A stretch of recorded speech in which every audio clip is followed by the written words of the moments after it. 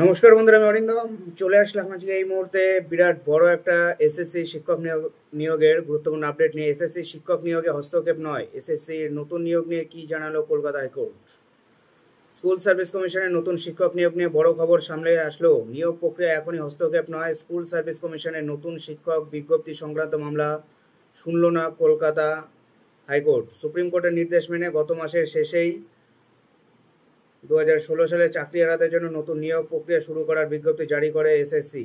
বিধিতে নানা বদল আনা হয়। সেই বিজ্ঞপ্তিকে চ্যালেঞ্জ করে একাধিক মামলা দায়ের করা হয় কলকাতা হাইকোর্টে, যদিও সেই বিজ্ঞপ্তি নিয়ে হস্তক্ষেপ করতে চাইছেন আদালত। মামলার পরিপ্রেক্ষিতে সোমবার উচ্চ আদালতের তরফে স্পষ্ট জানানো হয়, এখনই নিয়োগের প্রক্রিয়ায় হস্তক্ষেপ করা যাবে না। জরুরি শুনানি করল না আদালত। জুলাই মাসে মামলা শুনতে পারে আদালত। এতদিনে চাকরি প্রার্থীদের আইনজীবী ফিরদৌসী শামীম কলকাতা হাইকোর্টের দৃষ্টি আকর্ষণ করে বলেন, 2016 সালে নিয়োগ প্রক্রিয়া বাতিল করেছে সুপ্রিম কোর্ট।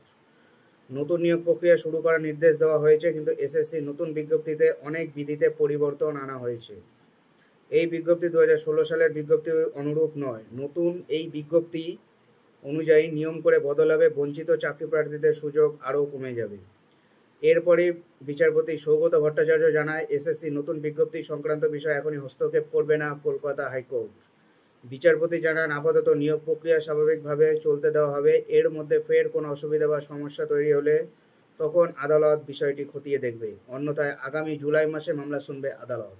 নতুন এসএসসি বিজ্ঞপ্তি নিয়ে মামলাকারী লুবানা পারভিনের দাবি, 44,000 নিয়োগের যে বিজ্ঞপ্তি রুল প্রকাশ করা হয়েছে তা অবৈধ।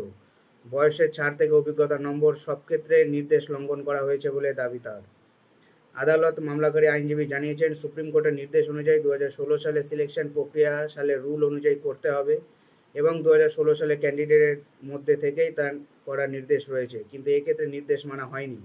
বয়স ছাড়ের বিষয়টি নির্দেশ মেনে হয়নি বলে দাবি মামলাকারী। যদি নতুন নিয়ে হস্তক্ষেপ করল না কলকাতা হাইকোর্ট।